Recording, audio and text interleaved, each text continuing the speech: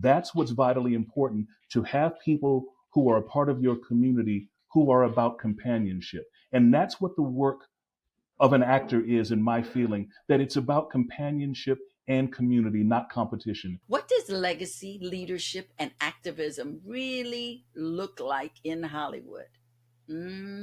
Today I sat with Mr. Wren T. Brown, the renowned actor and artistic director and co-founder of the Ebony Repertory Theater, the first Black professional theater in Los Angeles that operates under an equity contract. Can you believe that? He's not just making history, he's continuing 4 generations of it. And if you are an actor who wants to do more than just land a job, but you want to leave your mark in Hollywood, this conversation is for you. If this is your first time here, my name is Lydia Nicole, and this is Acting Smarter Now. You, my friend, have hundreds of credits under your belt in television, theater, in film, voiceovers. I mean, you've done everything. What do you think each medium teaches an actor? And what have you learned to navigate all of the different platforms that you have pursued your acting in? Well, firstly, Lydia Nicole, let me just say I'm overjoyed to be with you. I've known you from the very beginning of my career, and I'm just honored to be with you today, to share this time together. It's really, really moving for me. I'm in a state of menopause, so I'm highly emotional. And I just had to say that out front, that I'm just thrilled to be with you today. First and foremost, preparation is the key. Whatever the medium is, preparation is the key.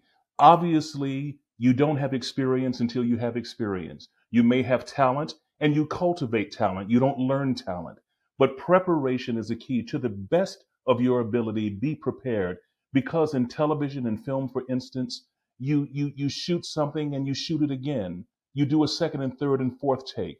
In the theater, there are no takes. Once you step on the stage, there's no going back and doing it again. So that's another kind of preparation.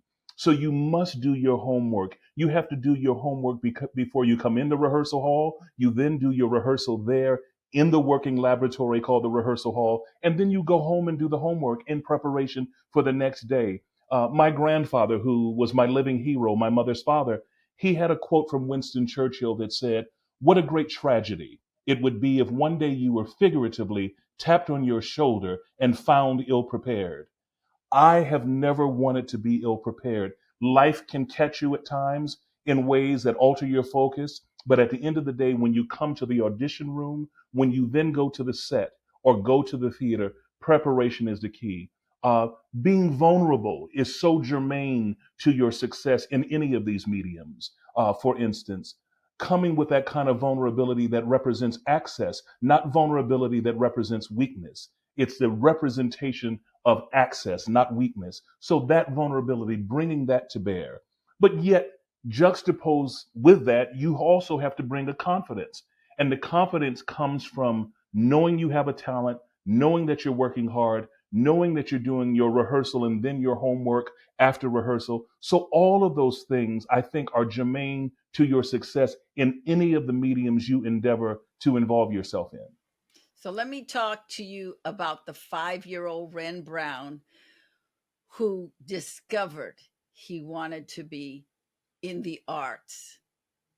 When did that happen for you? Where were you? Do you remember that moment where you were like, aha, this is what I want? Yeah, I was at home at 1926 Rempal Boulevard, right here in Los Angeles, California. And I was deeply encouraged by my only sister, Wilda Brown. I have 4 brothers and 1 sister. And my only sister felt that there was a distinguished quality in my ability to communicate at 5 years old. And then the spirit of a calling, so to speak, of wanting to be a communicator. At that time, I didn't know whether it be ministerial or broadcast journalistic or as an actor, but I felt that there was something pulling and tugging me in the direction of communication. And my sister encouraged it. My sister would encourage me to speak poems, to learn monologues, to sing in front of people. And my sister was my great encourager that way. And then in the 6th grade, my 6th grade teacher, Mrs. Aladine Markham, she was the one who walked me directly into my purpose. So I want to go into sixth grade for a second because you had your first television appearance in sixth grade on KCOP doing the hustle.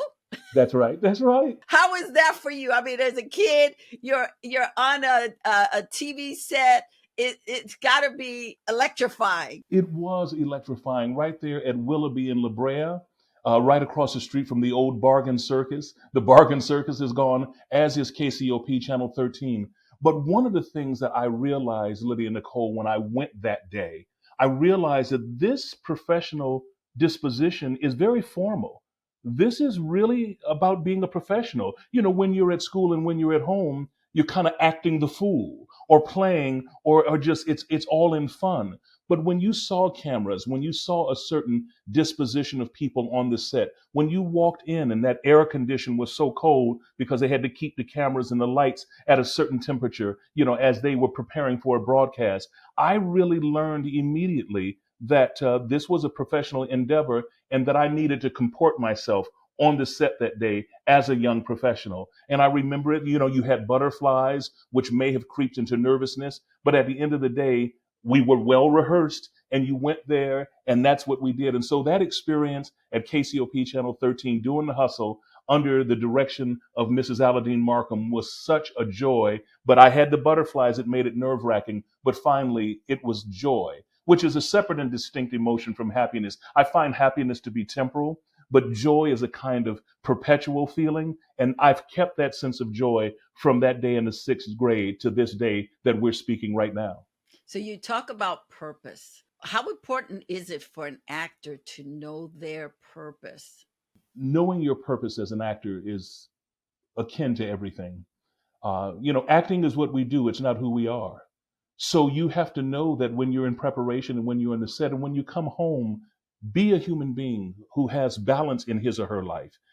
Go out and continue to do the things. Don't kind of conceptualize yourself as an actor, but be purposeful in the journey that I wanted to be always a working actor. I never announced or pronounced within myself or out loud that I wanted to be a star, that I wanted to be a celebrity. I wanted to be a good actor and a working actor. And that is the purpose that has guided me all of my career. Uh, it's vitally important to have purpose because, again, like people in traditional jobs who had retirements, and I wanted a retirement. Can you get a retirement as an actor? Yes, you can. And this is the way to do it. So not only was I leaning into the things theatrical and creative, I was leaning also early on in my career into the business elements of the career as well. And so that was a part of the larger purpose. I always wanted a wife and children. I wanted a home. And so how do I extract these things out of a career as an actor? You have to be purposeful very, very early on because if you come into this industry without a sense of purpose or without a sense of self definition, this industry can corrupt you. It can really derail your life, not just your career aspirations, but your life. And so purpose is vitally important. So as a kid, you not only had purpose, somehow you had purpose, but you also had vision. You knew you wanted a family, you knew you wanted to have a retirement account. You had a vision. What is your spiritual background? Lydia Nicole, I'm a Trinitarian Christian, and I have been one all of my life. And so that scripture that a people without a vision would perish, that scripture was always a part of my life. It was an undergirding element of my life and journey. And also coming from a family where there were artists in my bloodstream, I watched the fact that there were creative people and artists who created the life and the lifestyle that I had. So I knew that this was an honorable profession and that it certainly could be, but that purpose and that vision was always there all of my life. When at 17 years old, when I made that absolute decision that this was going to be my career journey for the rest of my days, it was born of a vision. It was born of something that said to me, you are where you're supposed to be. Work hard at it, and you'll see the fruits of your labor. What was your first acting class? Your professional acting class? Because you talk about 17 was when you made that decision. What was your first class? The wonderful Chip Fields. Kim Fields' mom. That's exactly right. Chip had the wonderful Rainbow Connection in the Midtown Shopping Center. We met at the Inner City Cultural Center. I did my first show immediately following high school. called In Command of the Children, which opened in December of 1982. And around that time, prior to December of 1982, Chip Fields opened with Bruce Heath, the late Bruce Heath, and the late Michelle Simmons, wonderful dancers both, the Rainbow Connection. And Gary Vinay was also one of the teachers there. And that was the real first formal going into a class workshop environment. And then the great Hal DeWint came into my life. The great Virginia Capers came into my life. The great Bea Richards came into my life. So those were the early foundational personalities that really began to teach me and to instruct me and to encourage me and to give me opportunity to begin to implement the stuff that I was learning. For those of you who do not know, Inner City Cultural Center was the mecca for artists of color to work, to do plays, to do workshops, to take classes. Mr. Jackson was a fine man, and so many people of color came out of that environment. So I want to put a pin in that for a second because we're going to come back to that. But I met you when you were probably about 18 or 19 through your brother Juan. And what I remember of you was that you were so enthusiastic, such a gracious young man, so excited about the arts. And your first project or your first television show was Knight Rider. That's right. Now, is that how you got your card, your union card? I got my union card doing the first ever National Chicken McNuggets campaign. Okay. In March of 1982, I was a senior at Hamilton High School. And so I got that Chicken McNuggets campaign, and that was the Taft-Hartley job. Oh, yes. Oh, yes. So then you got Knight Rider. Yes. And then was it shortly after that you were in Hollywood Shuffle with us? 9 months later, Holy moly. It was the Hollywood Shuffle, and we were at a party at the home of Lawrence Hilton Jacobs. And Carl Craig, the late Carl Craig, came over to me and said, I'm working on a film called The Hollywood Shuffle with Robert Townsend and Keenan Ivory Wayans, and Robert would like you to be in the movie. And I was stunned, and I was thrilled. And that's how it all began. I went to do a bit of extra work there, right there as a part of the Winky Dinky Dog scene on Western Avenue. And then, of course, we shot the scene where I had my first dialogue in a motion picture in front of the home of Keenan Ivory Wayans on Orange Drive, just north of Washington Boulevard, between Washington and Venice. And so we were picketing Bobby Taylor. No more Bobby Taylor. No more Bobby Taylor. You'll be a star very soon, but Bobby Taylor is a coon. And so that's where it started. And Robert gave me an opportunity to speak extemporaneously some stuff that was just in my spirit during the scene where his character was being picketed. And that was my first film. One of the things I want to say about you, early on, you were a go-getter. I mean, you were going everywhere and meeting everybody. And what I've seen of you is that you are a man who keeps relationships. Yes. That I can think of people you met early on that you are still friends with today, which is rare. Being in Hollywood, we see people meeting people and not build. I don't want to say building relationships, but hooking up with people for a job, hooking up with people for a position, but not building relationships. You have been really intentional over the years about relationships. I think it's really important that the actors that are watching this understand the difference between networking and relationships. And if you could speak on that, because you really are a master at keeping relationships going. Well, Lydia Nicole, you honor me, firstly, to even cite this reality within my life, because you really know me and you've really watched and paid attention to me. Relationships are everything to me. I'm invest in relationships all of my life.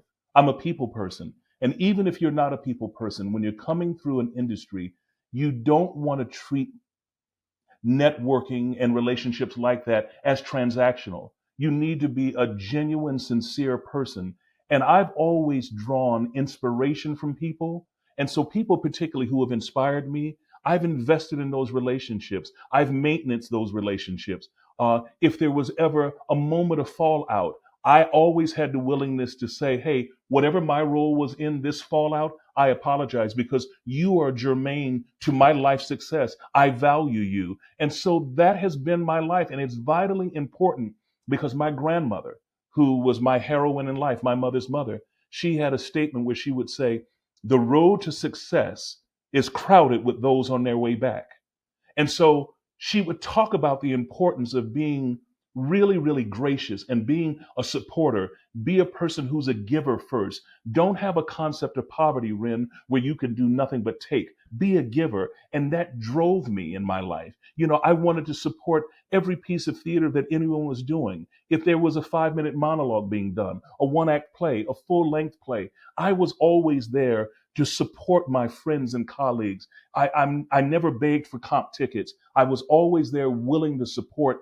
And I've been visited most beautifully with a lot of reciprocity that way because a lot of relationships that I now have over 40 years have been based on the fact that there was authentic, legitimate human investment. And it wasn't about trying to pillage a community or network one and hustle a personality and then move on from them. I've never been that person. And for you to articulate the knowing of that in me really, really moves me very deeply because relationships will guide you and undergird you in the dark times and the light times. And I've been very, very blessed to have very meaningful relationships for over 4 decades in this industry.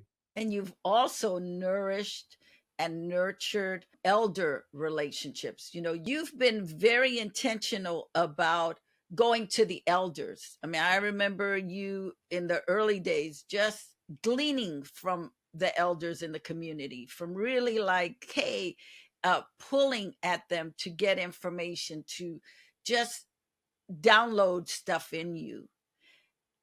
And I don't think young people today have that understanding of how important it is to pull on the older people to say, what do you have? I want to know what you have. But you zeroed in on a lot of our elders, a lot of our states, men and women.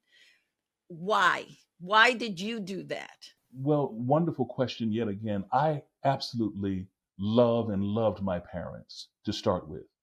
And additionally, I had extraordinary relationships with my grandparents, my mother's parents. I didn't know my father's parents.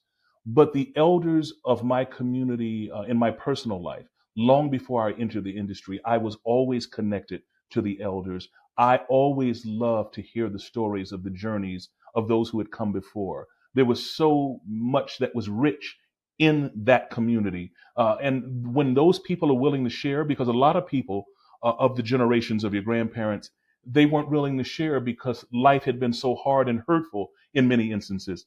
But I was so fortunate and blessed to have people who were willing to share with me.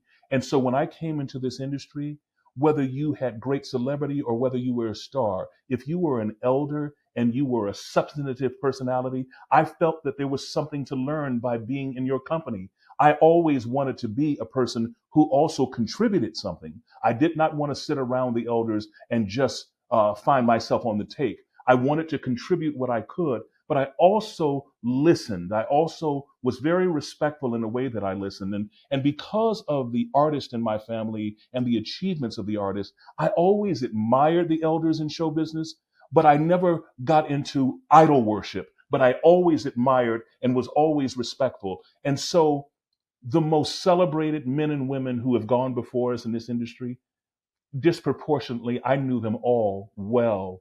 And they poured into me. And the sharing that we've had, there are those who are still very much alive who have represented that for me. And one of them, as you well know, is a dear friend to you and to me. J.A. Preston means the world to me. This man means the world to me. He is a magnificent man. He is a brilliant man and is a brilliant artist. But at the end of the day, life and watching him and encouraging me. He's been a supporter of mine and a promoter of mine. You know, things that he would say to himself and to me very candidly that he was not capable of in his developing years. He saw in me that I was capable and encouraged it. He didn't try to diminish it. He didn't try to beat it out of me. It was encouraged. And so I celebrate the elders. I really, really do. And as you know, I have to go J.A. Preston among them is high, high on the list of those who have been influential in my life. Well, you are also a keeper of information. You're like our little historian because you have downloaded from so many people. You know a lot of the history. Absolutely. What made you curious to know stuff? Because you don't know it to tattle on anybody or to put anybody down, but it's almost like you are taking in all of this history to be able to share it with um, generations to come. Our history for me has always been vitally important. I've always been curious. I've always wanted to know the story of the individual, the story of the community or the culture.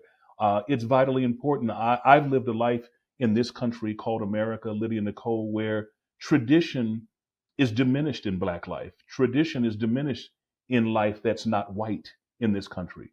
It's always promoted that we, the minority, that term that used to be used all the time as it related to people of color, it's as if we would fall out of the sky and have be the first experience. Oh, this person fell out of the sky, and this is the magical Negro and all. No, we have rich histories, and I love history, and I think each people should tell its own story.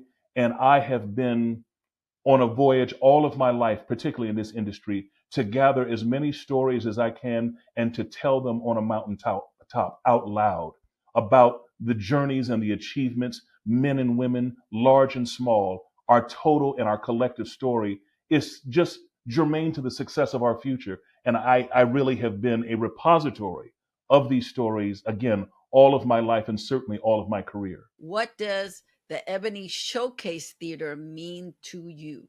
The Ebony Showcase Theater was 150 yards from the front door of my house. The Ebony Showcase Theater was under the leadership of Mr. Nick Stewart and Mrs. Edna Stewart. I walked past there. They landed there in 1966. I was born in 1964. And so every day of my life, going to get a haircut, going to the barbershop, going to play with friends, going to the Five and Dime to get a piece of candy, going to Alta Loma Elementary School and then Mount Vernon Junior High School. I walked past the Ebony Showcase Theater every single day of my life. And so in 2008, when I was able to return in a role of cultural leadership, the founding and then the co-founder and the producing artistic director of the Ebony Repertory Theater, it was all based on the fact that that first marquee, the Ebony Showcase Theater, was the first marquee I'd ever seen in my life. And to know that people like Abby Lincoln played in Neil Simon's The Gingerbread Lady there, watching the 7-year run of Norman Is That You right around the corner from my house was just so vitally important in my life and my development. And so the Ebony Showcase Theater is a beacon in my life. And that coupled with my moving into the Inner City Cultural Center, which was at 1308 South New Hampshire, 1 block west of Vermont at Pico Boulevard, that became my home, my artistic home. But the Ebony Showcase Theater means a great deal. So, my first play in Los Angeles was at Inner City. It was quite a mecca for artists of color, and oh, it was amazing. But what I want to know is, so you were right down the street from Ebony Showcase Theater. You're now an actor. You're hustling. You're booking work. You're doing all this stuff. What made you go, I want to be involved in the Nate Holden space, this beautiful theater, and I want to do the Ebony Repertory Theater in there. What was going through your mind? Because there's a lot of actors out here. I don't see a lot of them going, I want a theater. Well, I will tell you that living 7 blocks presently from the Nate Holden Performing Arts Center, is where I've lived for the last 33 years. And when the Nate Holden Performing Arts Center came into being, when the cornerstone was poured in 2001 and it opened its doors in 2003, I drove my children past it every single day to and from school. And I watched, this was the largest investment in the community where I was born in my lifetime. There was nothing built of that size, of that magnitude, with that cost. And I saw that, edifice coming to be, and I said to myself, what are they going to do there? Is this going to become a white elephant? Are they just building this to placate the community? What is the vision for this extraordinarily beautiful edifice called the Nate Holden Performing Arts Center? And I began to investigate, and I knew that with my journeys around the world, literally working in countries around the world, working all over this country, I had gained an experience and a kind of vision for what professional theater could be in my own community. And I said, well, what are they going to do? And then I began to investigate what it was that was what was being done. And so finally, that morphed into my aligning with the late great Israel Hicks to be a co-founder and our first artistic director. And then I just said, I got to get here and develop this in a very, very special way. And so that's what it did. I wrote a white paper about a vision that I had for the theater and the possibilities. I got a kitchen cabinet of 5 people to support me. And we began to work, behind the scenes, not with any chicanery behind the scenes, just behind the scenes, working with the governmental entities like the wonderful councilman, Herb Wesson, who put us into business. And so that's what it came. I always wanted to produce opportunities for those in my industry. That's my definition of producing, the producing of opportunity. And I thought that under my leadership that I could do that at the Nate Holden Performing Arts Center. I want to go a little bit deeper because that theater was built and it was state of the art theater, 400 seats, beautiful, beautiful building.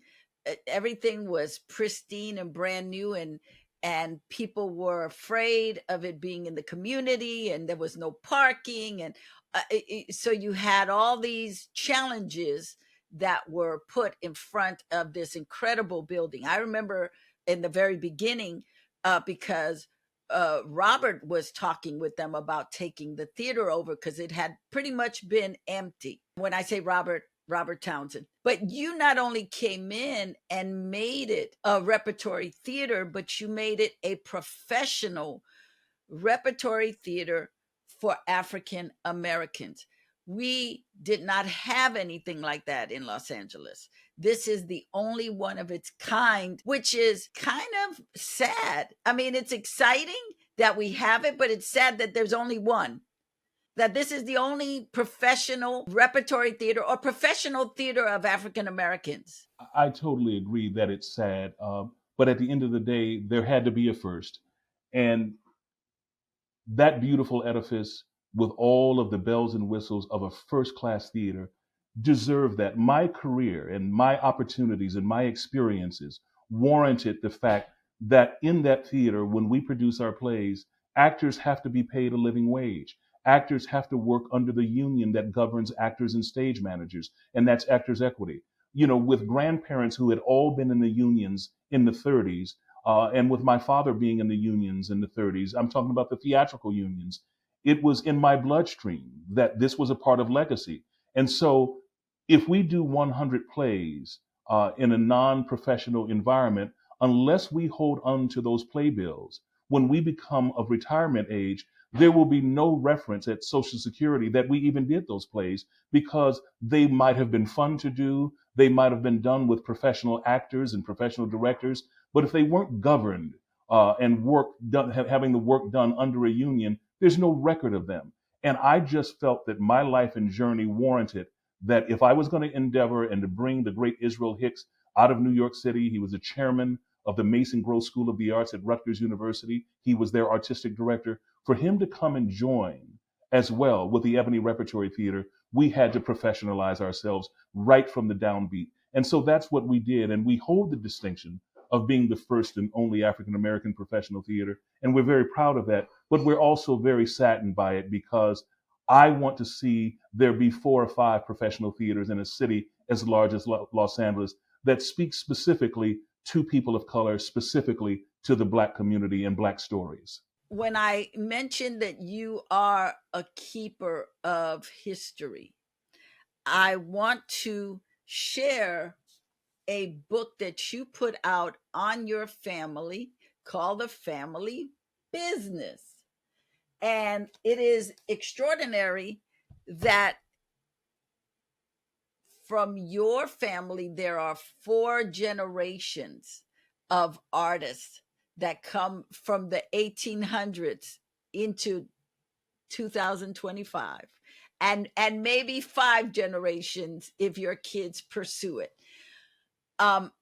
So you and we talked about your mother and father being artists, your father being a jazz musician early on. He was an actor, did movies, was in a lot of movies, and then moved into jazz and became a jazz musician. And your mother was an artist.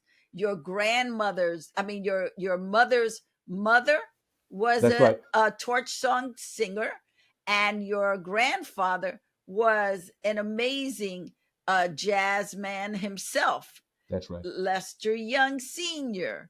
And senior or junior, because there's 2. No, Lester Young is my great uncle, and Lee Young Oh, Sr. Lee. Okay, Lee. is my Okay, grandfather. okay. Yes, So your grandfather was also not just a musician, but he was in the cinema. He also was in the Union and fought and won under discrimination, because that's right. back early on, there were 2 musician unions, one for whites and one for blacks. That's right. And somebody took his job and he fought and won. That's absolutely right. So you come from a line of fighters, artistic Yes. fighters. Yes. So it makes sense that you would carry the torch and stake your claim at this theater. Absolutely. You know, Lydia Nicole, there are those who, if they know you up close and they really invest in you, they'll know the truth of your journey. But there can be those who are at a distance from you who believe that you're promoting some notion of elitism, or, you know, why do we say that we're the first and only African American professional theater in the history of Los Angeles? Because it's true.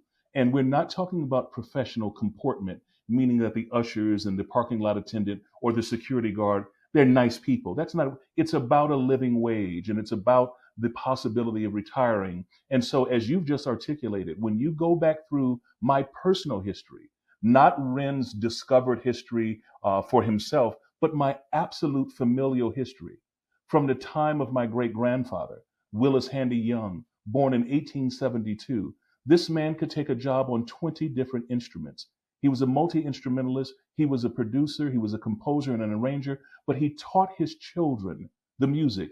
Among them, you mentioned my great uncle, Lester Young, who named Billie Holiday Lady Day, who named New York the Big Apple, and is one of the stalwart personalities with regard to jazz improvisation. And when someone made a distinction on an instrument, my uncle Lester is right there. This man was in a film in 1944 called Jam and the Blues, a short film nominated for an Oscar. But he distinguished himself through his artistry. His brother, my grandfather, Lee Young Sr., his first records were made in 1937 with Fats Waller at the famous Door in Hollywood. He becomes for 25 years the drummer and musical director for Nat King Cole. And he's the first black staff musician in the history of Hollywood, Columbia Pictures, 1946.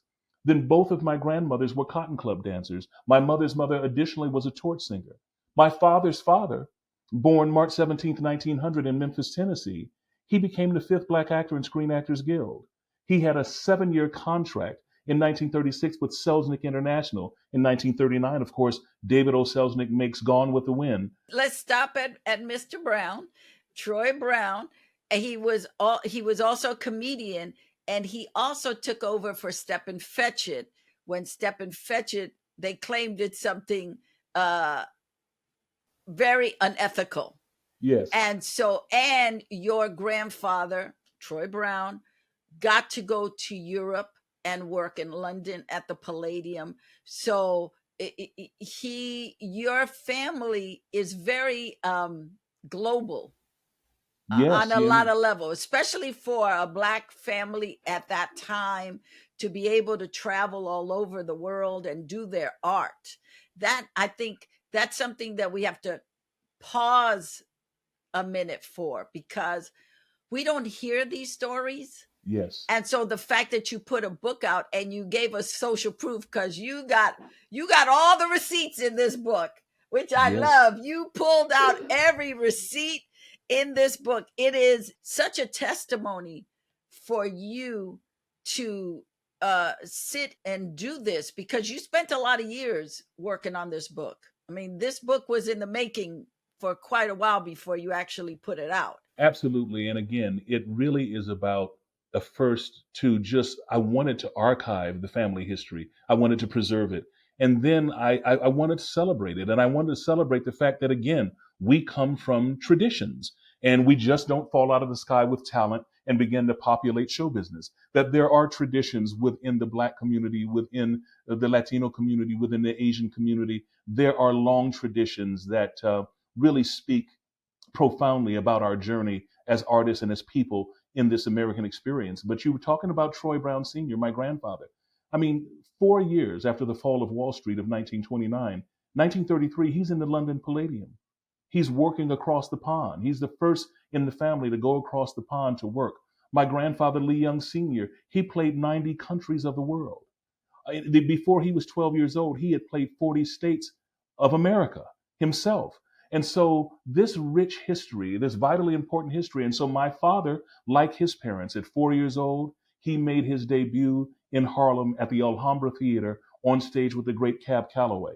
And then he went on to be an artist all of his life and career. So, the thing again, I mentioned it earlier, this was an honorable endeavor. The arts, to be a creative, was an honorable endeavor within my family and within our bloodstream. And so I've just been honored, to carry the torch, so to speak, of this fourth generation removed from the beginning. And my children are coming online as well. They are all very talented, all very creative, and I expect that we'll be hearing things from all of them at some point in the arts as well. One of the reasons why I really wanted to interview you, especially because of your book, is because we are in a season right now where we have a administration who is trying to undermine DEI, undermine history, rewrite it in a way that we are not part of it. Banning books, trying to get rid of the Smithsonian and the African American Museum, and just ridiculousness. So for me, as somebody who grew up in the 60s, who knows how important history is, how important it is that we tell our children, our neighbors, and anybody who would listen about our history. I share with people a lot of times how Puerto Ricans were used. The island of Puerto Rico was used for a lot of experiments. Mm, The prescription company, the pharmaceuticals would come to Puerto Rico and try the medicine on Puerto Ricans, experiment on them without them knowing. The pill was experimented on in Puerto Rico. Puerto Ricans were the first plane test dummies. Like when they started doing flying commercial planes, it was Puerto Ricans that were put on those planes to see if those planes would work. But we don't know that history. We don't know the history of what slaves brought to this country, and how a lot of our food that we eat today is because the slaves brought it over. The slaves cooked it. There's so much history, and yet we want to act like it didn't exist.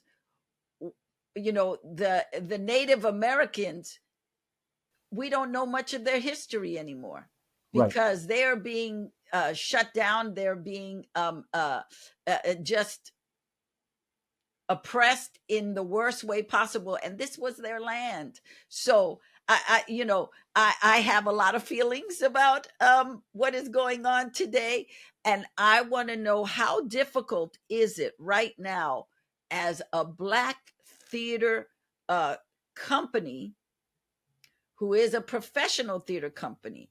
How will you start to get your funding with all the cuts that are being done right now? How will you be able to continue the theater? Well, to your point, we are all facing these terrifying times in this country. But to drill down on something we talked about very early in our conversation, the importance of purpose, doubling down on your purpose, drilling down and getting your focus even more together, getting your purpose even more together, finding those comrades, finding those people who are joined with you in the struggle. We have to invest in our own communities. Our community has to invest in this art, in this theater, not in Wren, but in the vision that Wren and others have to make sure that the arts and the civility of the arts and the teaching tool that is represented by the arts, and to come into a theater chamber and to leave seeing yourself more whole is vitally important. And as I said earlier, each people should tell its own stories. And we have to continue to tell our stories. You know, we have talked about Black people and Africans before we were Black and colored and Negro. That we talked about, we are griots, we come out of an oral tradition. Well, we have to begin writing as well. We certainly do write, and we have written across many years, but leaning into, we're an oral people and we come out of an oral tradition. Yes, let that be the tradition we come out of. Let's maintain that. But additionally, let's begin to document and memorialize these histories through the writing.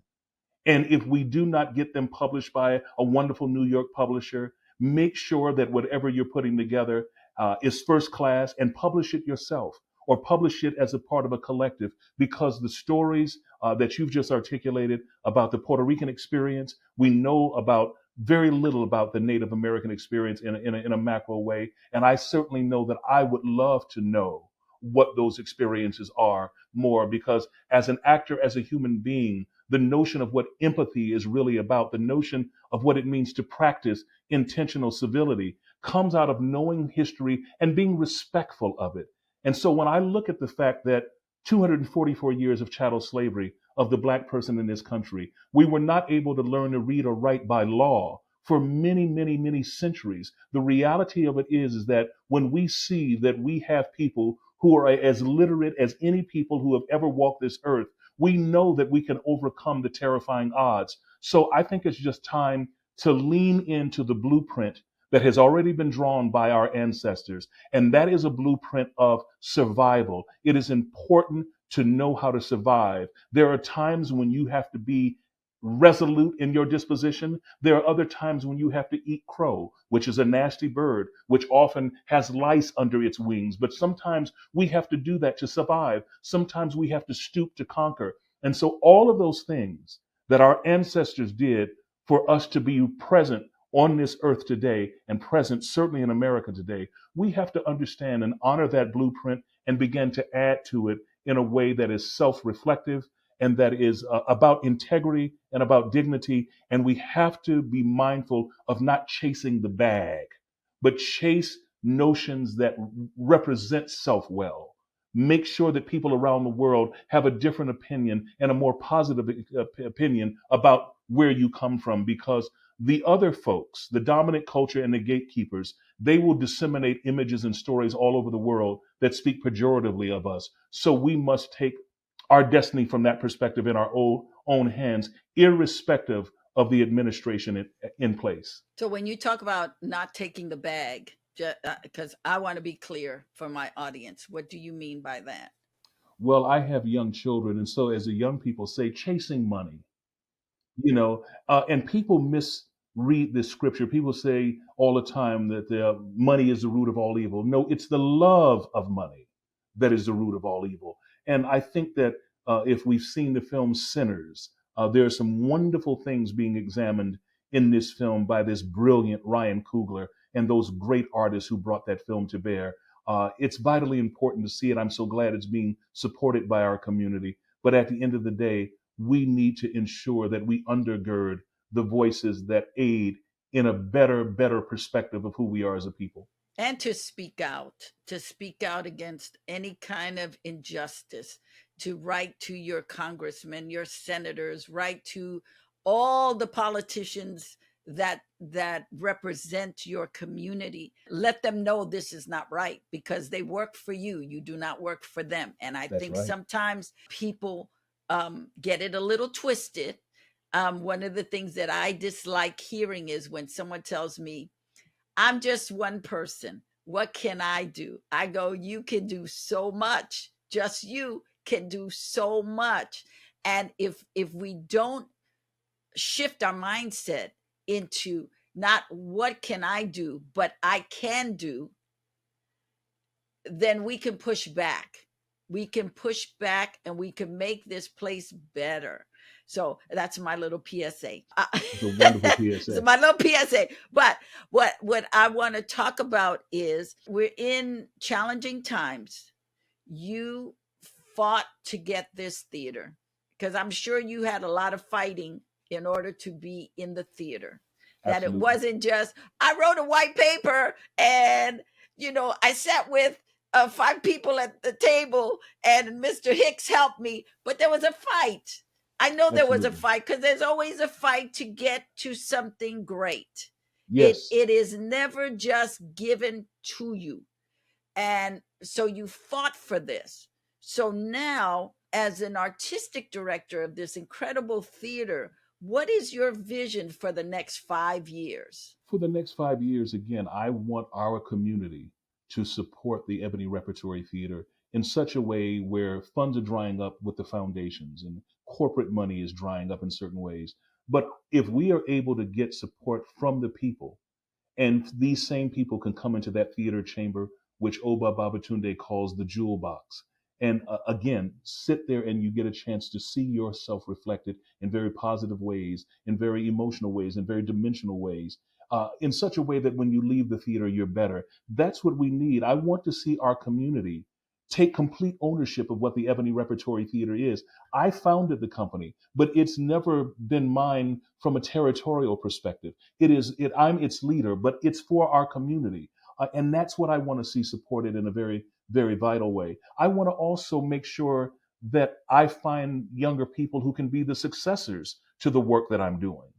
I'm not going to be there always. I'm not going to live forever. I want those to come on who perhaps honor the mission, honor the vision, but continue to build upon Ebony Repertory Theater as we go into the future. So that's what the next 5 years is, deepening the infrastructure there at Ebony Repertory Theater, delivering first class professional performing arts to the city of Los Angeles, these 500 square miles that represent the city of Los Angeles, but most particularly to bring artists in the theater, artists who sing, others who dance, and others who lecture, to have a place that's first class right within our community historically, to do the work and to know that there is a place to have their voice heard. That's what I want to help cement over the next 5 years. So, how can a young person, because as you were talking, I'm thinking of mentorship, internships for young people, because I do believe, especially a time such as this, that is crucial for young people that are coming out of college that there's no work for. They dried up the trade schools, so they don't have trades. They've paid a lot of money for college, and yet they're coming out without a job.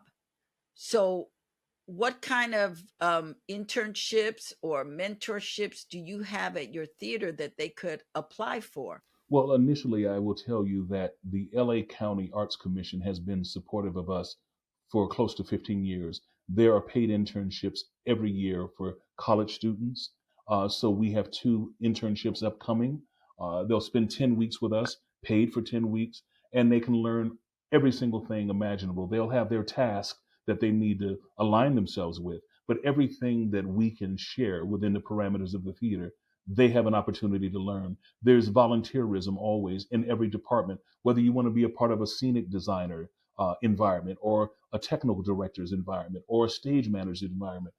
we are open to always welcoming that individual who comes with a real desire to learn. So those are the ways the LA County Arts Commission supports paid internships, but volunteerism and other kinds of internships can be there, some not paid, but we're open always to particularly young people coming to learn and to be able to take away some experience to make their lives better. Okay, so as volunteerism, what do they need to bring in order to say I would like to volunteer? What kind of skills or what kind of attitude do they need to bring? Well, there are people who have skills that are tremendous in the area of computers. So if it's being a part of volunteering to do our mass emailing and doing things that update, the Instagram posts and other things, there are people who have that skill set. So that's worthy. There are people who have cultivated a part of their lives in the area of carpentry. We can use that as well. There are people who are developing an interest in being an electrician. All of those things, when you build sets and you have practical lights and you have all these kinds of things, so many things. There are people who might have a parent who was in the carpentry business, so you know how to come and lay carpet. That'd be a part of the set. There's so many opportunities within the theater. And I was an usher for the Schubert organization for many, many years, and so to come and usher, to understand what it means to really have a disposition where the service to a community and to a public is vitally important. Being well greeted at the door, being well greeted as you walk to your seat, or as you're told, whether you're in the odd section, the even section, or the triple digits, to know where all of that stuff. Customer service is so important when you're dealing with the public, obviously. But every one of those areas is available, from concessions to parking lot attendant to ushering to working backstage, front of house and backstage. It's all available to someone who brings a very, very simple resume, a small bio sketch of him or herself, and a willingness to be there. And usually in the theater, particularly from an usher's perspective, it's dark trousers and a white shirt. So that's kind of what it is. I love it. What does being an artistic director mean? Putting together the creative vision for the theater, uh, taking the temperature of where audiences are at a given time, whether this is a season for a straight play or a dramatic musical, uh, catching that sensibility, looking at the taste of the audience, wanting to broaden the taste of an audience, so offering something new. And so when you're able to produce a season, you're able to produce 4 to 6 plays that have some sort of cohesion, but they also can be very different. When you have to produce with a one off and then announce later that there's another one off, that has to be a little more specific. But if you certainly get into seasonal planning, that then you're able to offer an old warhorse of a play, if you will. You're able to offer a new writer's voice because you're offering that. You're able to offer a magnificent musical that is a revival of something that's been done. And then you're able to do those kinds of things. So that's what the artistic director does. There is that leadership creatively, taking the temperature of audiences, uh, giving audiences what they want in many instances, but broadening the taste and the palette of an audience with a new work and a new voice. And so that leadership, whether it's in the theater, the plays that we do, the musicals that we do, but also the dance companies that we produce, and also the vocalists and the musicians that we present, that's all a part of my artistic leadership there at Ebony Repertory Theater. So do you have your theater has seasons? You have like a season of plays that people can buy into, like say the Amundsen, they can pay for a year No, subscription of we stuff. we don't have that yet, and that has been one of the desires. We have all of the things laid out to have that membership, that seasonal look, and we were prepared to offer our first full season, meaning announcing it early on so people could buy into it, and then the pandemic shut all of us down. But we're still building, and we want it to stay quiet in such a way that our resources will allow us to stay alive. And that was vitally important for me to ensure that Ebony Repertory Theater was able to come through the pandemic and beyond, with a pulse, with a heartbeat, because our initial audience is an older audience. And so as people are dying off and people who are older who are afraid to be among larger crowds. That has been a real challenge, but we're navigating it, but moving toward, again, the kind of support that will allow full seasonal announcements from us. Sidebar: how can people donate to the theater? Oh, easily. I mean, you go right to the website, and it really is a quarter, 50 cent, a dollar. I mean, there is nothing's too small that way because Please tell me the website. www.ebonyrep.org. So $5, $10. You can't be donating a quarter. We're not having that. But you can donate $5. That's a latte. I asked for a latte. That's a latte. You can donate $10, $20. Some of you can donate $100. This is the time right now that we have to support each other. It's what Wren was talking about. I'm not trying to make this a telethon of sorts, but it is really important that we help our community, that we give into our community, especially right now when the funds have been taken away. That's right. Because somebody said, I don't like it. I don't want it. So it is up to us. And we are not survivors. I heard you say that word a couple of times. I hate that word, survivor, because my Bible tells me I am more than a conqueror through Christ who loves me. So survivor don't mean nothing to me, but conqueror means everything to me. And we are conquerors. No matter what we've been through, no matter what is put in our path, we know how to overcome. That's what Martin Luther King talked about. We overcome. The Bible talks about overcoming. So we have to overcome this period. And how we do that is to support our community centers, our theaters, our stores, our doctors. Support our community at a time when it is vitally needed. And Lydia Nicole, I want to just add something about what you're sharing. When Blackness as we know it goes away, it will never get back in the same traditional ways. We have to hold on to our institutions. We have to build institutions instead of socializing. These institutions that hold our legacy, that hold our history, these things are vitally important. So I so appreciate, no, this is not a telethon, but you have always been a supporter, and I appreciate the support because whatever support comes through that portal at www.ebonyrep.org, whatever comes through supports the work on that stage. It supports having the people who go through neighborhoods and they pass out your postcards, the street teaming, that's what it goes toward. It doesn't go to line pockets of people who work there. It really goes to the work on the stage, being able to present the art. And so thank you so much for encouraging our listeners to do so. Oh, absolutely, because art is vital. Art is vital to the soul. If we don't have art, we don't have music, we don't have film, we don't have television. It is vital, and we have to support each other. That's what this is. It's like, no, you can't take this away. What I love right now is that they're trying to cut the funding for the African American Museum, and people are saying no, and they're donating to make sure that does not go away. And we have to do that within every community in this entire country to say, no, we will support. And again, if everybody gave $5, $10, it means a lot. It means do it monthly, not just one time. I need you to do it monthly. I need you to give and give and give, because you spend money on stuff that's not important. So this is important. What if art dies? We won't have future Ryan Coogler's. We won't have future Robert Townsend's. We won't have future Sidney Poitier's. We need to keep our art alive. So I just have to say that it wasn't written in my notes to say it, but we got to say it. So I'm gonna get back to something fun now. Yes. As an actor, how has that informed you to be a artistic director?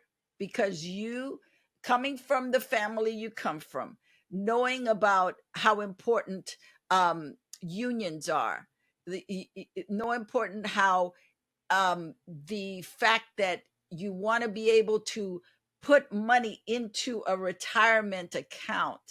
Being in a union allows you to do that. So when you retire, you have something. There's so many actors out there, so many actors, so many musicians, so many singers who don't have that retirement fund because everything they did was under the table. They went to work at a little theater, they went to work at a little club, they played from the Chitlin circuit, or they did community theater, and they haven't accrued social security, they haven't accrued a retirement account. What is it that has informed you as an actor that you now bring to uh, being an artistic director? Being an actor exposes you to so many kinds of things that really inform your life. And so the difference in the way actors work, process, is something you watch and you learn. So I've learned through the years that I've gone to see over 1,000 plays, that you cast a theater like you cast an actor. Every show does not fit on every stage. Every show should not be in any theater. And so I also, as a part of my artistic leadership, I try to work hard and assiduously to make sure that the work that I'm selecting for our stage fits our stage for our audience in a particular way. That's vitally important. Uh, Maintaining relationships and cultivating relationships of a diverse body of actors. Now that I'm in the pool of an environment where I'm hiring people, knowing people across the years, going to see all these plays and keeping the playbills and maintaining relationships and cultivating relationships, you're able to call upon people who you've known for 25 years and you know the standard of their work. You don't have to audition them actually or metaphorically. You can honor them by saying, hey, I'd like for us to dance. Come on, let's dance for 6 weeks. And that's what we're searching for as actors. We want to get to a place where we're regarded enough to be able to have offers made to us, because if you're auditioning for 40 years, that's a very kind of painful journey. And it fatigues you and it fatigues people. Auditioning is a part of what we do, and we should always be prepared to do it. But if you're able to cultivate a reputation whereby others can say, come on and dance, that's what these extended relationships across 25 and 30 and 35 years can do. I'm able to do a lot of that as well. Um, but whether it's a reading series or we're trying to develop a play, being able to get on the phone and call friends, not people who are being stopped by their agents or their managers because you shouldn't do this, you shouldn't do that. You're able to articulate something to a friend who's also a colleague that will get them to come by and do a private reading. So that could be the next production. So being an actor, knowing the importance of time and how money is spent, those things have become germane to my leadership as an artistic director. I watched and learned on sets and in theaters and on commercials what to do that way. And so how vitally time is important, what overtime represents, what double time represents, and what penalty can represent. So all of those things inure to the benefit of my leadership at Ebony Repertory Theater. That takes me to the fact that Ebony Repertory Theater has won quite a few awards. And when you were talking about people that you've known that you could come and say, "Hey, come on and work with me," you did A Raisin in the Sun. Felicia Richard got her first directorial bite at your theater as a director. She now has a play that is being nominated for Tony for many cast members, and I believe the play as well. Yes. But tell me how that production started at your place. The production of A Raisin in the Sun, directed by Felicia Rashad, and you're talking about her present directing work on Broadway in a play called Purpose, which just won the Pulitzer Prize for Drama, is nominated for Best Play in the Tony Awards, and her leadership there is extraordinary. I've seen the play, and Felicia's work has just been impeccable. I felt that her work was impeccable with us with A Raisin in the Sun, and it came about because I watched her play Lena Younger on Broadway. She won the Tony for playing Mama Lena Younger in A Raisin in the Sun, the revival in, I think it was 2003. So our late director and artistic director, Israel Hicks, had prepared to direct A Raisin in the Sun. He had directed it at the Denver Center Theater, and he saw fit with the producers there and the company there that this set that he had designed, that it would come from Denver and it would live in Los Angeles on our stage. So that's how the process began with A Raisin in the Sun. And unfortunately, in July of 2010, we lost Israel. And so, calling friends who knew Felicia Rashad, I said she may still have a point of view as it relates to A Raisin in the Sun. She's one who had come up under a brilliant mother, Mrs. Vivian Ayers, who was a poet. She had gone to Howard University. She had been on Broadway early on in the 70s and understudied. And of course, we came to know her widely across the world as Claire Huxtable. But I said, now that she's done Lena Younger, maybe she'd like to helm it and offer a point of view on the show from the lens of the director. And so we talked and we had wonderful conversations. And she said yes to coming to Los Angeles to make her directorial debut here. And that's how that all came about. That's awesome. Again, we're talking relationships. That is something that actors have to nurture, our relationships, because you don't know whose path you're going to cross at, years from now. So it is imperative that actors learn how to cultivate relationships without wanting something, but getting to know who people are, because this is a community. And I like to look at the acting community as a community of family. We're all family of sorts. Absolutely. So it's just an important thing. I wanted to go back to your childhood, because you've always been very articulate. And I Thank you. remember early on, actors would kid you about how articulate you were That's right. and make fun of you. And so that thing they made fun of you on became the thing to make you money. Yes, that's right. Because you've done a lot of voiceovers. One of my favorite things that you did was the Bible, that you narrated parts of the Bible, the Black Bible, Yeah. which love. What was it for you as a young man in the business, and you have people mocking you? How did you deal with that? I was unfazed by the mocking, the sporadic lampooning of the way that I spoke, because I was so encouraged by people I respected.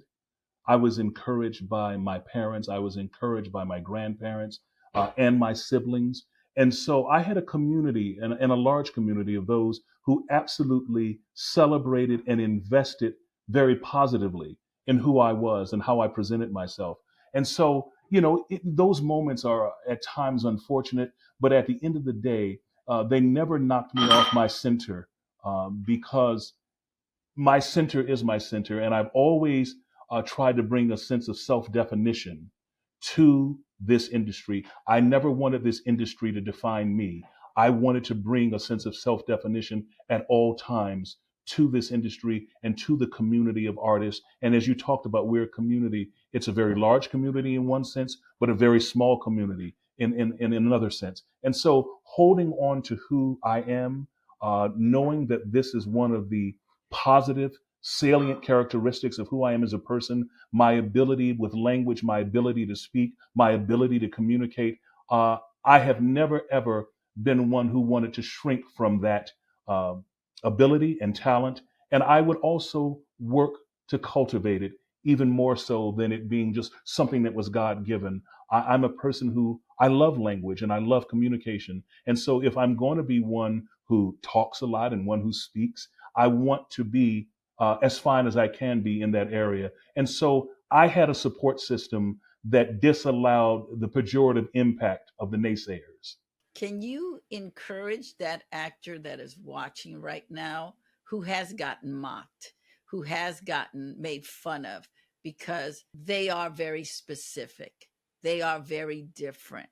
Without question, I think coming to your own, knowing that you are worthy.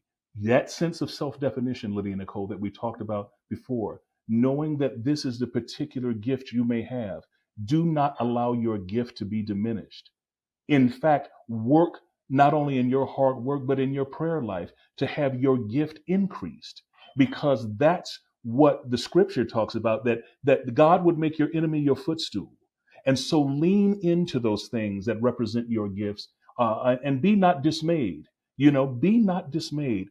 Continue to move forward and be a long distance runner in the journey of this work. Do not be a sprinter in this, because you learn something at 20, you learn something at 25, at 30, at 35. And if you're vital at 60 and 67 and 90, there is something different to offer. So continue to grow and be willing to run the marathon, not just the short sprint when we talk about a career in the arts, particularly the career as an actor. And do not be dismayed at all by the naysayers or those who attempt to lampoon you or mock you or clown you, as the young people say. Hold on to the unchanging hand of God, so to speak, in real terms and metaphorically, in terms of your pursuit and the ownership of who you are.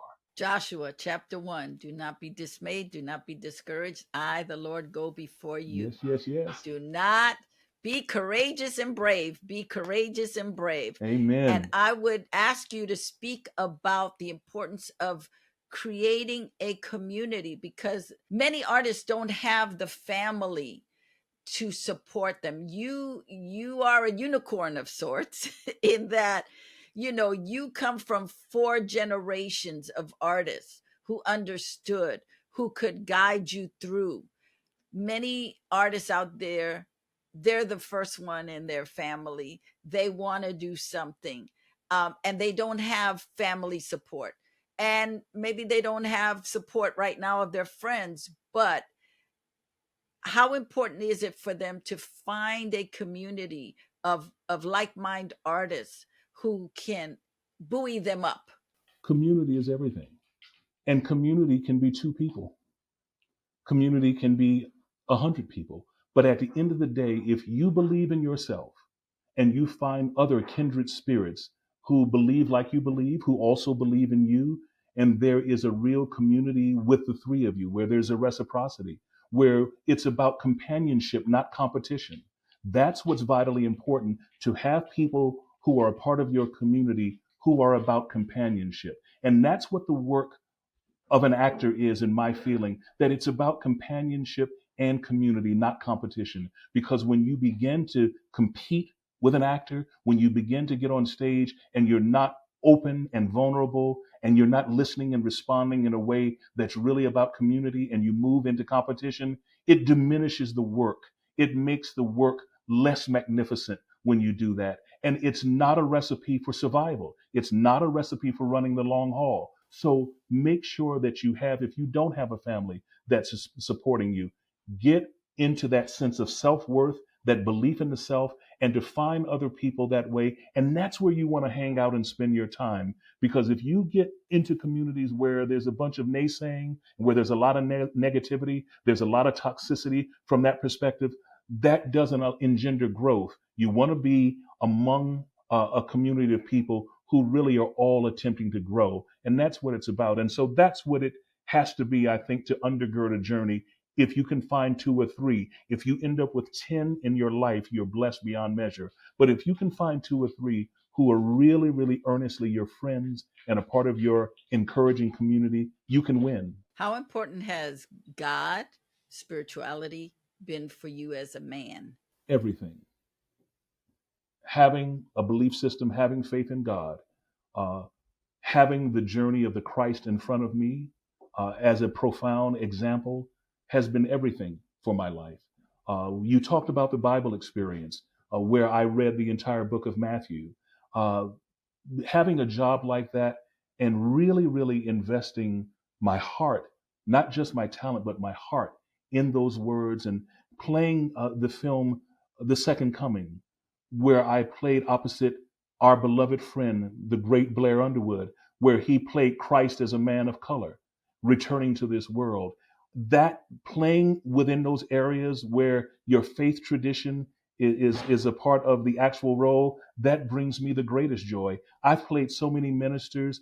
I've been typecast, as they would say, as a minister. I don't care about that kind of typecasting. I am always pleased to honor the word of God in my work. I remember also I played a minister in a film called Edmund, written by David Mamet. And in the audition process, the director has now passed on. His name was Stewart. I forget Stewart's last name right now. But I remember in the audition, they asked me, Ren, do you have any questions before we begin this audition? And I said, yeah, why is God written with a lowercase g? And they said, well, maybe the writer is an atheist. I said, well, I will perform this character. If we're going to go with the lowercase g, it's a different kind of performance than with an uppercase g. And I said, so I just need to know to make that distinction, but I'm going to take my shot with it being an uppercase G. If he is a Trinitarian Christian minister in the Baptist tradition, the G would be uppercase. So that's the way I'd like to pursue this audition. And I booked the job. So that's one of the instances of bringing my faith directly to a professional moment. You have been very courageous and very forthright when you are in auditions to speak your mind. I heard you talk about having to do an audition, not having to do, but you did an audition for Seinfeld on a Sunday, and you made a comment about you having to be there on your Sabbath. That's exactly right. Most actors would not make those kind of remarks. The audience doesn't know what I'm talking about, but can you talk about that? Without question. When my children were young, we would, as a family, leave church and often we would go to see open houses on Sundays. We would often go through Hancock Park, particularly. And so came home one Sunday after a couple of open houses, and there was a message on my machine that was an answering machine of the time. And the message was, Ren, you have an audition at 3 p.m. And I picked up that message. It was 2:20. And so it's for Seinfeld. And so my presumption on a Sunday that it was for Monday, the next day. So I called my agent back and I said to him, well, I'm confirming tomorrow for 3 p.m. He said, no, Ren, it's today at 3 p.m. I said, but it's now 2:25. I said, I got to get to the Valley. He said, yeah, you got to get to the Valley. So I got dressed immediately. I told him I would make it and he confirmed. And I drove out to CBS Radford, there in the Valley, right on Ventura Boulevard. And I got there just before 3 p.m. And the casting director walked me into the room and he said to me, he said, this is Wren Brown and this is our director. And he said, this is our Wren Brown, this is Jerry Seinfeld. And Jerry Seinfeld, this is Wren Brown. He said, Wren, how are you? And I said, well, Jerry, you've had no regard for my Sabbath. And he fell to the floor. He fell to the floor. And literally, without having to read the material, they said, you're hired. You have to be at work tomorrow morning at 6 a.m. So that's the story that you reference. Hilarious. I love that you come with an opinion. Yes. And confident, because not everybody has the courage to do that. And not everybody has conviction to stand for what they, believe. Absolutely. Especially in this business. Well, yes, but Lydia Nicole, here's the other thing that I took away from that moment with Andy Ackerman, the director, and Jerry Seinfeld, and the casting director. I was completely impressed that they were working on the weekend, that these people had the number one show in television, and they did not just get off on the Friday night taping. They may have been taping Friday night. It could have been Tuesday, but they didn't let the end of the week stop them. So they had been working on Saturday and Sunday to perfect the work that they do. And I was deeply impressed by that, though I did find the opportunity to say that you had no regard for my Sabbath and everybody got a laugh from it. But the reality of it is I was also impressed that they just didn't use the Monday through Friday parameters to work, but that on Saturday and Sunday, the number one rated show on television was working to do their best work for their upcoming episode. So I was also deeply impressed by that work ethic. How important is work ethic for the actor? Vitally important. It is vitally important because, you're dealing with all kinds of personalities. If you're not a series regular, sometimes you'll go on as a guest star, and particularly in the half hour medium. And that's a family. They have a rhythm, but you have to go there and you have to listen. You have to try to find where the tempo happens to be. You have to find and try to catch the rhythm of where these regulars are. So it's vitally important to have a work ethic where you work again hard at home with your homework, but you go there and you listen, you vitally listen. So it's vitally important. What would you say to the actor watching now that you feel is something they need to know that you don't see today? Because of reality television, particularly, there are other factors, but because of reality television, we're under the misapprehension that this industry and this art is about competition. This is not about competition, and you do not become a star overnight. See, people come off these shows and they have visibility, they have Instagram accounts, and people can, really promote themselves very publicly. But at the end of the day, there might be some visibility. You might have a sense of celebrity, but at the end of the day, you have to understand that it's about hard work. It is about hard work. If you believe that this is going to happen overnight and that's what you're betting on, you most often will lose. So it's vitally important to, again, know that this journey as an actor is really about the marathon, not the short sprint, and not believing that something is going to happen overnight. Because, again, if that's your belief system, you're likely going to be greatly disappointed with regard to the position that you hold. Where can we get this book? Uh, thefamilybusinessbook.com, thefamilybusinessbook.com. In the book, The Family Business, I have to read this because I thought this was amazing. Wynton Marsalis does the is it the preface? He The does forward. the forward. He does a beautiful job with the forward. But one of the things that he said about you, I had to write down because I thought he was spot on. He called you profoundly intelligent, deeply soulful, armed with a voice of honey and a vocabulary that would shame Daniel Webster. Well, I have to tell you, when Wynton Marsalis submitted his forward to me for inclusion in the book, The Family Business, um, as I mentioned to you earlier, I'm in the throes of menopause. I'm at an age where I'm highly emotional, and I was so moved by his 40-year assessment of me, his friend. We have a beautiful friendship. We have a beautiful colleagueship. But to hear him speak of me in those terms and to memorialize it as a part of his forward was deeply, deeply moving to me, and it honored me to no end. And so, thank you very much for sharing that with our viewers and our listeners. Yes. What does collaboration mean to you? Collaboration means everything to me. I don't like, particularly in the creative space, I don't like the dictatorial behavior. I love collaboration. I want to give every single thing I have. And in that kind of egalitarian sense, I'm wishing the best for the others at all times. There is a democracy, for instance, in a quintet of jazz musicians who each of them will take a solo. You're wishing the best for the soloist. You want to make sure that you're listening in such a way that the soloist is supported by you. And so that kind of democracy, that kind of egalitarian disposition and collaboration, that's what I'm all about. So collaboration means everything to me.